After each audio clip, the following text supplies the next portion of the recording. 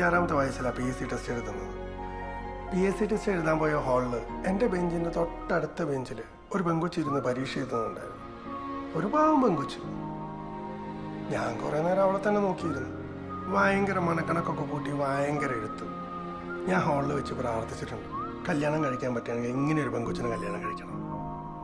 പരീക്ഷയ്ക്ക് കഴിഞ്ഞ് ഞാൻ പുറത്ത് വരാന്തേ കാത്തു നിന്നു, ഒന്ന് കാണാൻ വേണ്ടിയിട്ട്, ഒന്ന് പരിചയപ്പെടാൻ. എടോ, ഞാൻ കണ്ടത് എന്താണെന്നറിയോ? അവളെയും പൊക്കിയെടുത്തുകൊണ്ട് വരുന്ന അവളെ അപ്പനെയാണ്. അരക്ക് കീഴ്പോട്ട് സ്വാധീനമില്ലാത്ത അവളെ കണ്ടപ്പോൾ ഒരു ബഹുമാനം തോന്നി. എടോ, ആ ബഹുമാനാടോ പ്രണയം.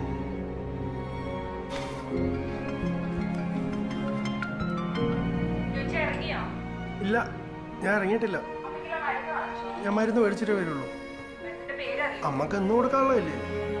കിടന്നോ? അമ്മ ഇല്ല, ഷീറ്റ് എൻ്റെ അടുത്ത്.